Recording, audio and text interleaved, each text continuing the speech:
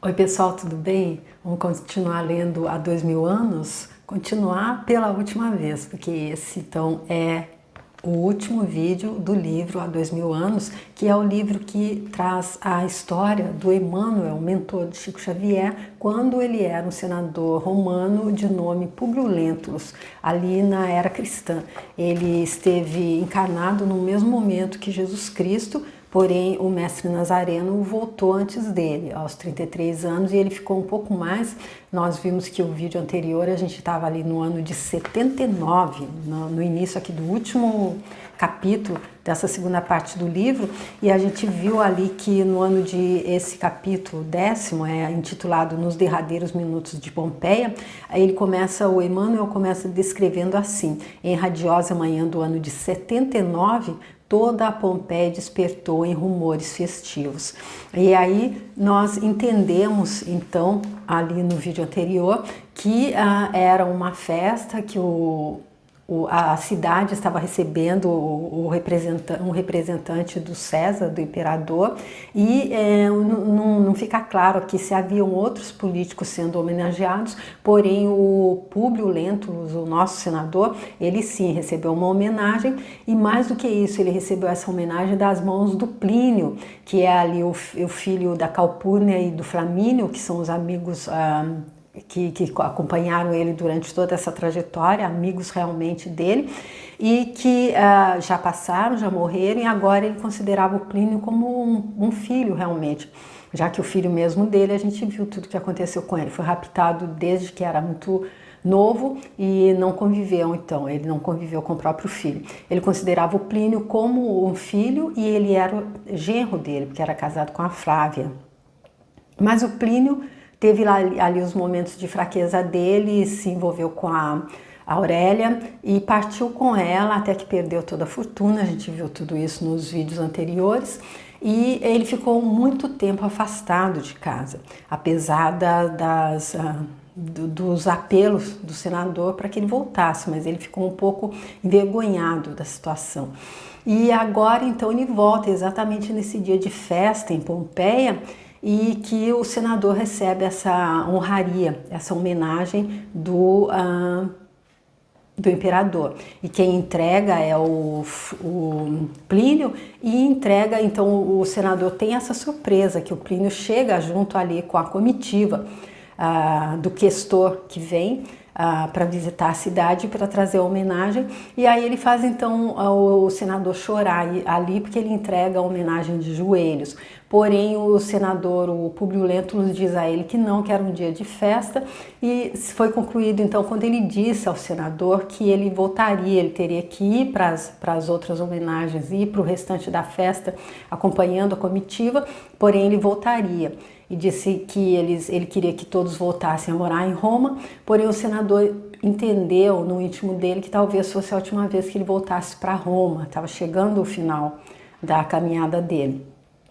E aí o final, quando o último capítulo então, a primeira parte deste último capítulo, nós vimos que aconteceu então quando o Vesúvio, que é aquele vulcão que dormia ali, que a cidade de Pompeia estava ali aos pés daquela montanha que abrigava o vulcão, ele começou então a entrar em erupção, e foi aí que o Plínio voltou correndo para casa, e ali na casa estavam os três, a Ana, a Flávia e o senador Públio Lentulus, ali rezando. Foi quando terminou, quando o senador diz: Ana, traze a cruz de Simeão e vamos à prece que foi ensinada pelos discípulos do Messias. Diz-me o coração que é chegado o fim da nossa romagem pela terra. Essa foi então a última frase do vídeo anterior. E vamos ver como é que continua essa segunda parte do 10º capítulo, o último capítulo dessa segunda parte do livro Há 2000 anos, que faz parte ali dos livros Romances de Emmanuel. Ele é um livro psicografado por Chico Xavier, ditado por Emmanuel, e traz a história verídica de Emmanuel enquanto um senador romano Públio Lentulus há 2000 anos. E o Emmanuel diz no prefácio que ele abre essa página da vida dele, essa intimidade dele, assim, com tanta generosidade, posso dizer, para nos servir, para que nos sirva de roteiro, para que a gente entenda como é na prática que a lei da causa, o princípio da causa e efeito, a lei da atração, então, ela nos ensina. Ela funciona na nossa vida. Acredito que fica bem claro isso nesse livro.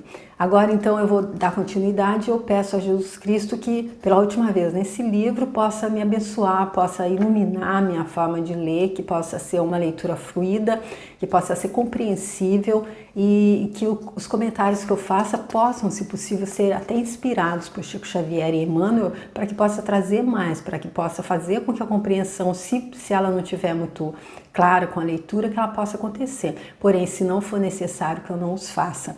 Então, eu agradeço muito você que me acompanhou até aqui. Espero que você tenha aproveitado e gostado e curtido tanto quanto eu amei ler esse livro pela segunda vez. E que os ensinamentos tenham te aproximado mais ainda do nosso Mestre Jesus Cristo. Então, vamos continuar?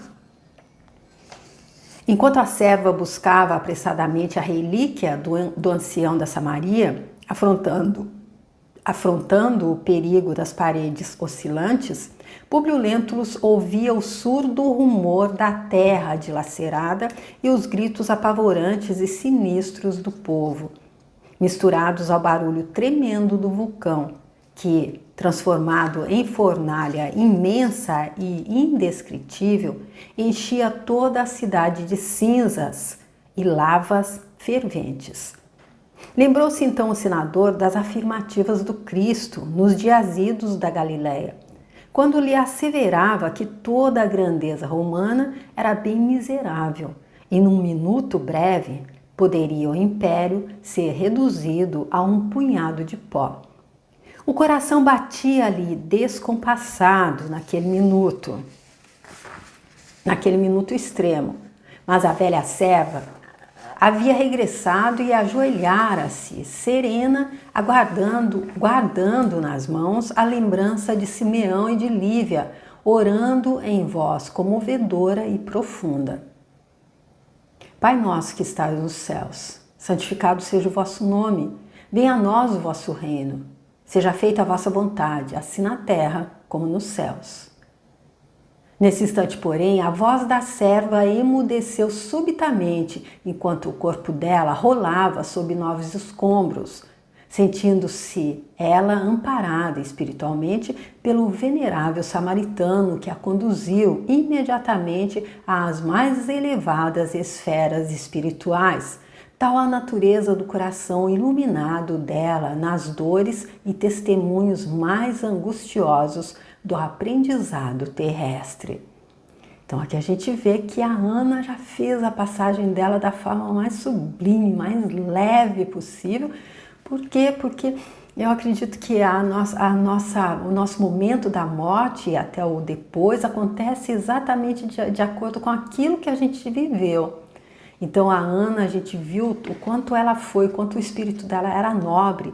E aí ela, no momento em que ela estava rezando o Pai Nosso, ela se sente, o corpo dela rola e ela já se sente amparada pelo Simeão, o tio dela, então, aquele que deixou a cruz, que ela foi buscar, que estava rezando ali diante, e já foi levada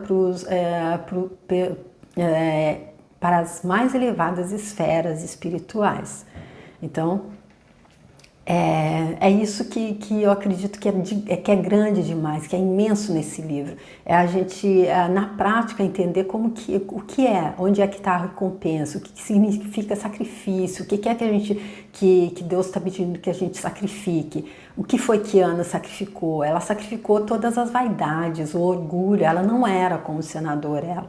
Então, é isso que a gente vê, quando a gente dá esse sacrifício, aí no momento da gente estar recebendo a recompensa, no momento que termina, não se chega. Com Lívia, ela foi colocada ali, as feras famintas foram soltas e vieram na direção dela, porém assim que ela foi atacada também, ela saiu do corpo. Ou seja, pode até haver a dor, porém não há o sofrimento quando estamos com Jesus Cristo. Continuando então, Ana, exclamavam Públio e Flávia, soluçantes, sentindo ambos pela primeira vez o infortúnio do insulamento supremo, sem uma luz e sem um guia, em pleno desamparo. E por quê? A gente lembra aqui que tanto Flávia quanto o senador estão cegos. Flávia porque foi envenenada, pouco a pouco ela foi envenenada, um veneno que foi colocado a mando da amante do marido dela, por uma serva que foi colocada na casa dela, foi envenenada aos poucos, o que atacou muito a pele dela e acabou comprometendo a visão, ela ficou cega. Já o senador, ele foi cegado por aquele inimigo dele, o André de Gioras, pai do Saul de Gioras, e foi cegado pelo próprio filho dele, que foi raptado pelo André de Gioras quando era ainda uma criança, quando era ainda um neném de colo. Então eles se sentem agora completamente insulados, assim, eles não têm, porque a Ana, os olhos de Ana eram a luz deles, e agora a Ana não está mais ali. Alguém, contudo, rompera todos os destroços e chegava rápida até aquela câmara interior, e abraçando Públio e a filha, gritava em voz opressa: Flávia, meu pai, aqui estou. Plínio chegava afinal para um instante derradeiro. Flávia Lentulha apertou-o carinhosamente nos braços, enquanto o velho senador, semi-asfixiado, tomava as mãos do filho, abraçando-se os três num amplexo derradeiro. Flávia e Plínio quiseram falar, mas grossa camada de cinzas penetrava o interior pelas fendas enormes da vila meio destruída. Mais um estremeção do solo e as colunas que ainda restavam de pé se abateram sobre os três, roubando-lhes as últimas energias e fazendo-os cair assim, enlaçados para sempre, sob um montão de escombros. Que momento forte, né? Esse momento da morte então do senador, e ele morre ali no mesmo momento que a filha dele, a Flávia, e graças a Deus o Plínio conseguiu chegar também. Teria sido muito triste se ele, que veio correndo ali, ele que estava junto com os outros, com a comitiva, ele voltou correndo e teve tempo ainda de abraçar ali a Flávia e o senador, e os três então sucumbiram ali sob um montão de escombros. Naquelas sombras espessas, todavia, pairavam criaturas aladas e leves em atitudes de prece, ou confortando ativamente o coração abatido dos míseros condenados à destruição. Sobre os três corpos soterrados permanecia a entidade radiosa de Lívia, junto de numerosos companheiros que cooperavam com devotamentos e precisão nos serviços de desprendimento total dos moribundos. Eu já ouvi dizer que no momento da nossa morte, eu li alguma coisa, que a gente tem que ser aquele cordão de prata, que nos liga, que liga o espírito à matéria, ao nosso corpo físico, ele deve ser desligado. Eu acredito que é como quando se corta o cordão umbilical também, para que se desligue o feto, a criança, o neném da mãe. Eu acredito que seja a mesma coisa, mas é a minha forma de entender. E aí, então, é por isso que esses seres alados, entendo eu, estão sempre ali naquele momento, porque a pessoa não sai assim do corpo de uma vez, ela precisa ser, o espírito precisa ir sendo tirado assim, até que se corte, ou eles cortam, então, aquele cordão de prata. Eu até citei já em um dos vídeos anteriores o filme que eu vi da Shirley MacLaine, que ela Minhas Vidas, ele tá até gratuito na internet, chama Minhas Vidas mesmo, que ela conta de uma experiência verídica dela quando ela saiu, ela teve uma saída do corpo e voltando, olhando para trás, ela viu aquele cordão de prata que ligava ela ao corpo. E eu acredito que uma pessoa, um espírito mais evoluído, mais iluminado, como Lívia e Ana, por exemplo, seja mais rápida essa saída, e que os outros deva levar alguns momentos mais, mas é só a minha forma de entender.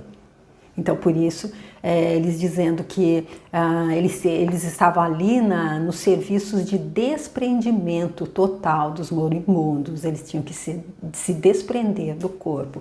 É por isso que a gente entende também quando fala assim em suicídio, quando naquele livro da Ivone Pereira, Memórias de um Suicida, fica bem claro como é que a pessoa que se suicida, ela continua ligada ao corpo pelo cordão, vendo o corpo sendo ali consumido pelas bactérias, e porque é aquele momento, o cordão, ele não é a gente que decide o momento que a gente vai cortar.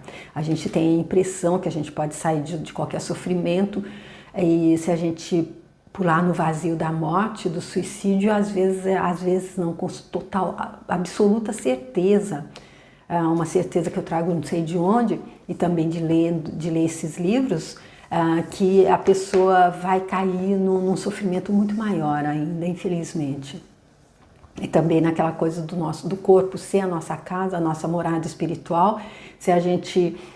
como Chico Xavier mesmo explica ali nos vídeos do Pinga Fogo, quem quiser procurar, quando ele fala de suicídio, por exemplo, a pessoa que é o protagonista do livro da Ivone Pereira, Memórias de um Suicida, ele se matou, um escritor português, ele se matou com um tiro na cabeça.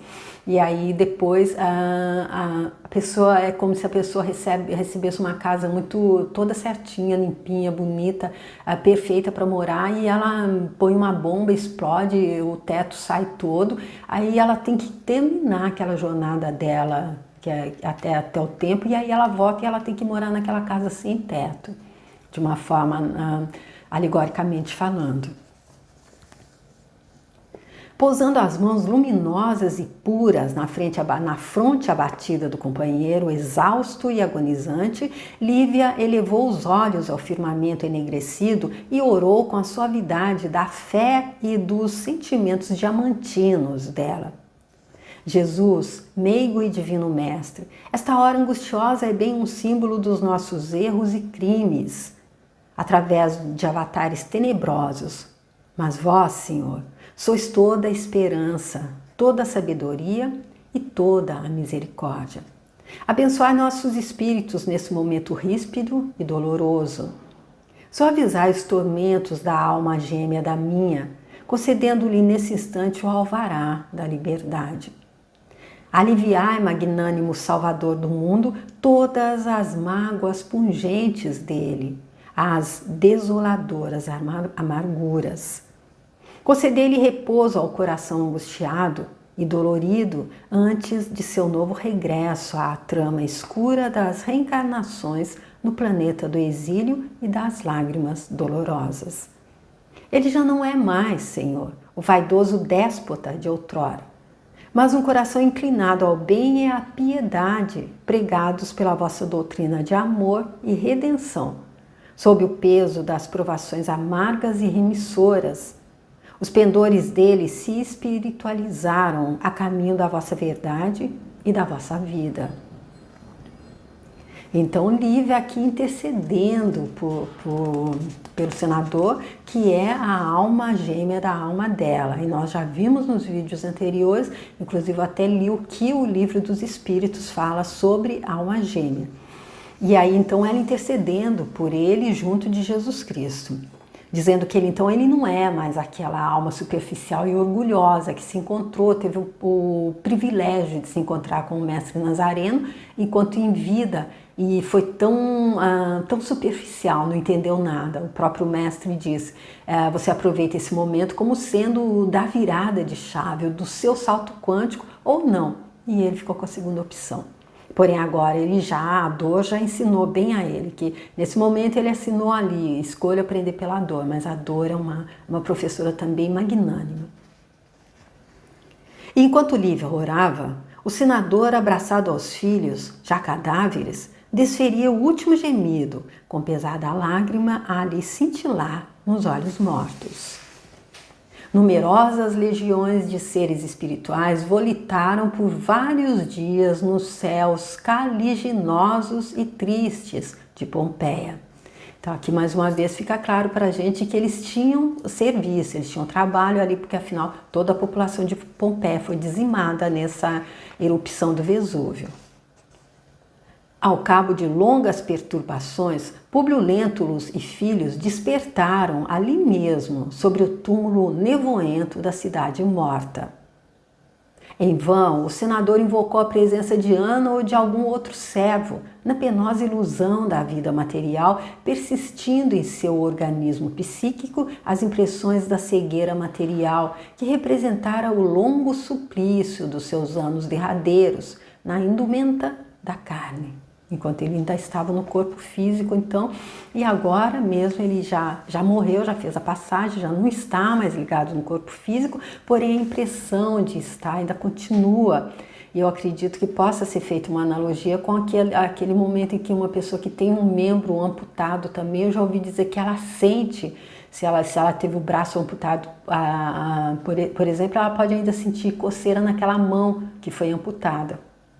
E ele, então, aqui ainda sentindo como que ele ainda estivesse no organismo psíquico dele as impressões da cegueira material. Ele não entendeu, então, que ele já podia enxergar agora.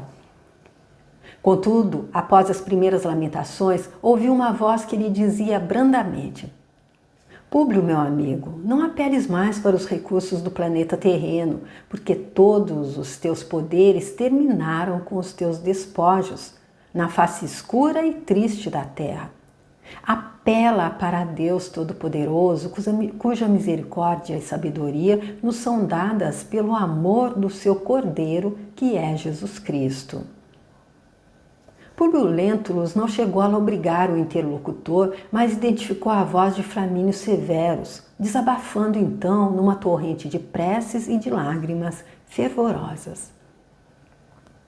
Embora as dedicações constantes de Lívia, havia já alguns dias que seu espírito se encontrava presa de pesadelos angustiosos. Nos primeiros instantes da vida do além, assistido, porém, continuamente por Flamínio e outros companheiros abnegados que o aguardavam no plano espiritual. Contudo, depois daquelas súplicas sinceras que lhe fluíam do mais recôndito do coração, sentiu que seu mundo interior se desanuviara.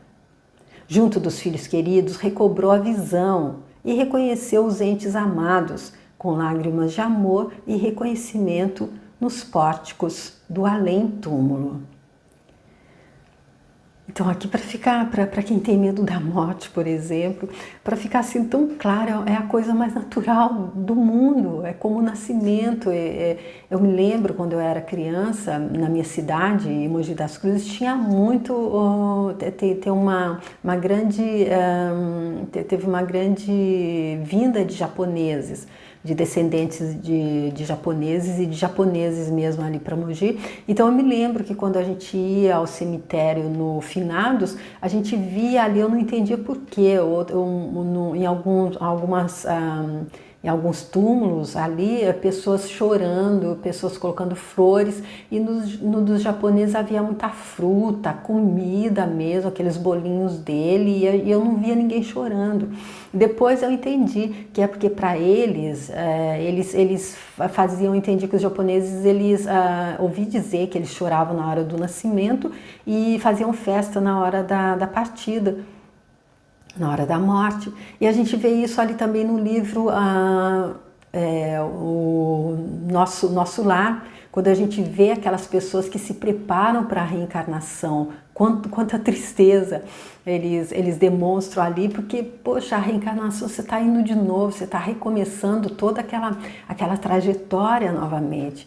E aí, aqui a gente vê que ele teve alguns minutos ali depois da passagem, que os seres alados ali fazendo desprendimento, então libertando os espíritos dos corpos, e ele ainda sentiu por alguns minutos, ele ainda continuou achando que estava cego, chamou pela Ana, pelos escravos, entendeu que ainda estava ali na mesma vida, porém teve ele trouxe para a realidade a voz ali do Flamínio, que o despertou, e aí logo ele despertou, então voltou a ver e se encontrou ali entre os companheiros abnegados que o aguardavam no plano espiritual. Então, dá para entender que é apenas uma passagem, e eu acredito que essa é mais fácil. Se a gente fez como deveria ter sido ele é um exemplo, porque ele não fez exatamente como deveria ter sido enquanto ele teve tempo. Mas, porém, no final, ele entendeu e, como Lívia disse, ele não era mais um déspota.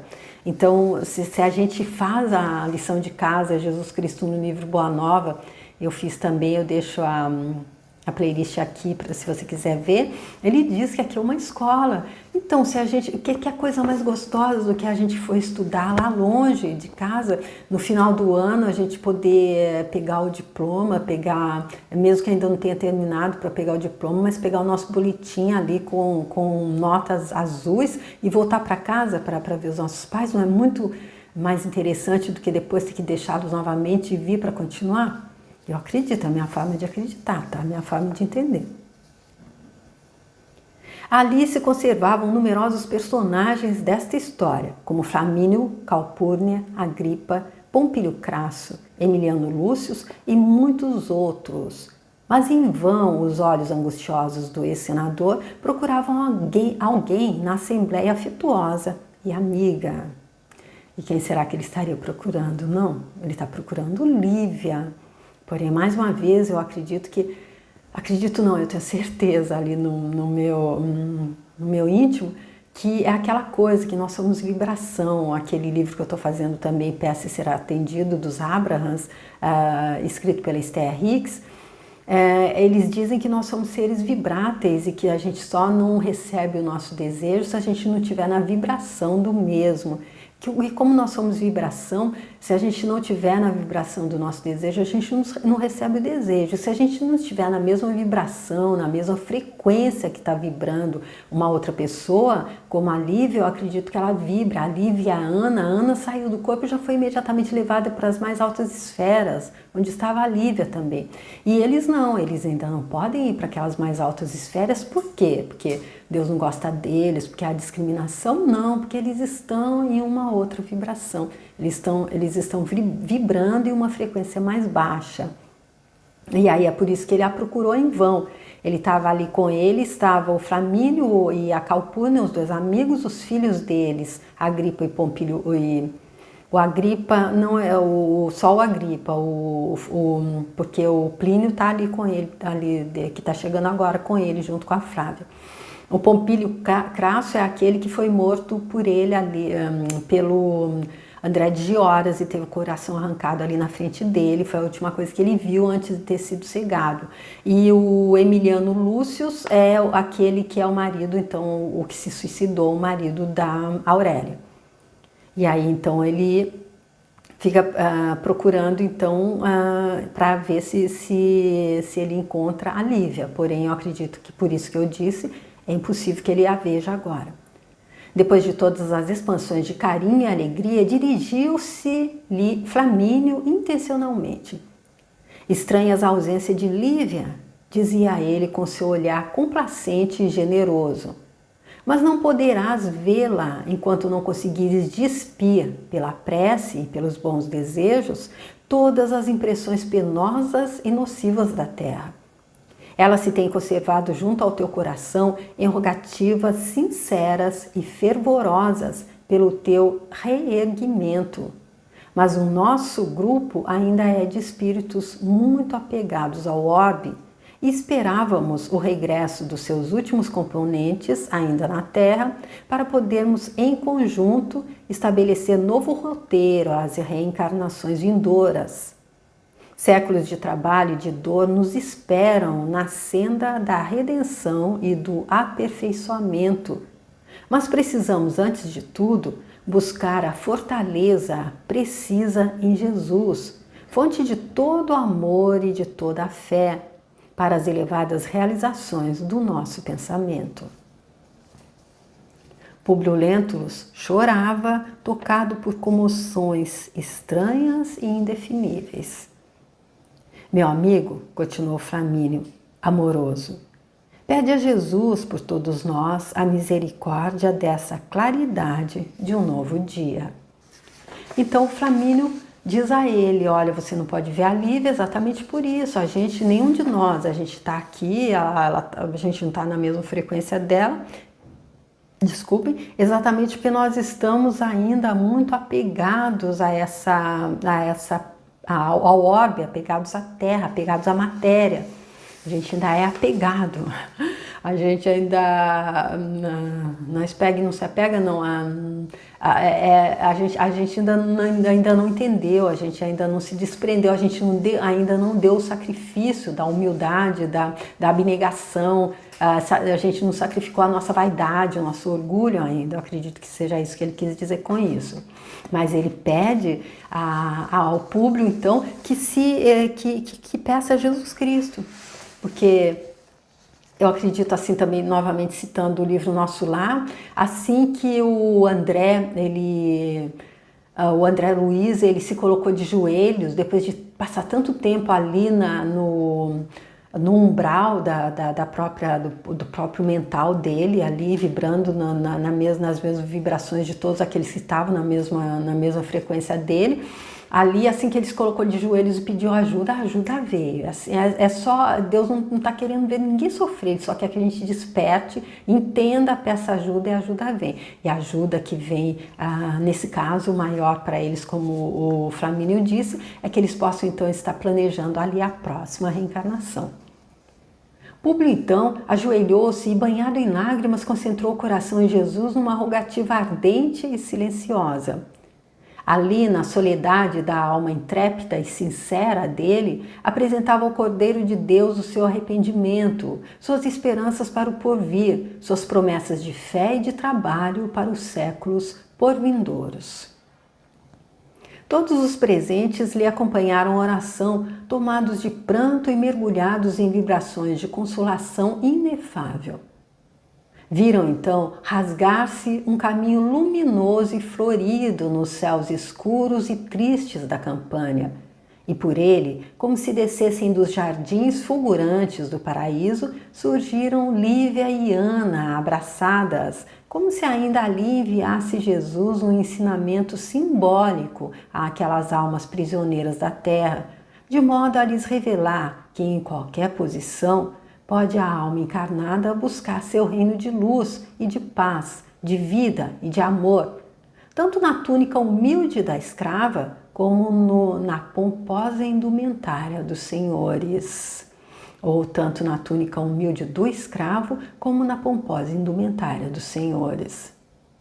Então aqui Emmanuel chamando atenção para mais um detalhezinho que Jesus Cristo está mostrando quando ele assim que o senador se coloca de joelhos e faz a rogativa dele, mostra o coração dele realmente entendido, realmente ali livre de toda superficialidade e orgulho, quando ele sacrificou então ali a vaidade dele. Então ele mostra aqui mais esse detalhe, abre-se então um caminho de luz e Lívia e Ana vêm abraçadas, ou seja, a plebeia e a patroa.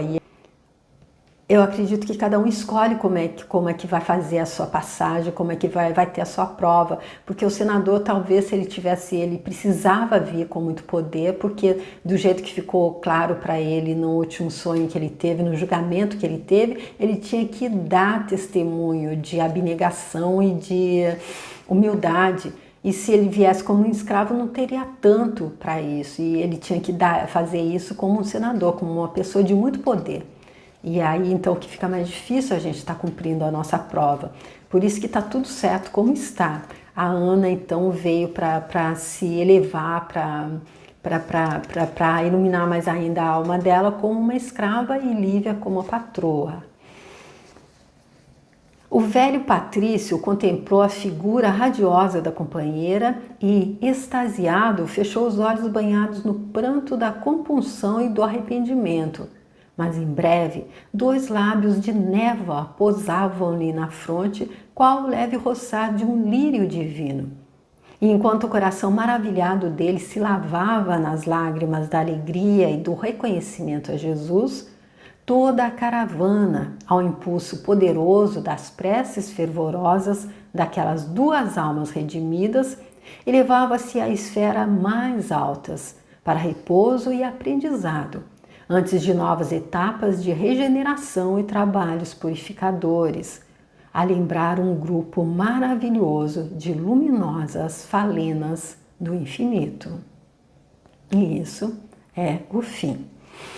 É o fim desse clássico, desse livro grandioso de Chico Xavier, ditado por Emmanuel, que faz parte então ali dos romances de Emmanuel, que eu acredito que dentro dos ensinamentos, da codificação da doutrina espírita, que o próprio Jesus Cristo chamou de o Consolador Prometido, eu acredito que seja como se fosse a cereja do bolo, assim, em cima ali de todos os ensinos que vêm com o livro dos médiuns, com a Gênesis, com o livro dos espíritos e com todos aqueles que formam ali a codificação espírita, que esses livros, os romances, são aquela parte que a gente que traz ali na prática.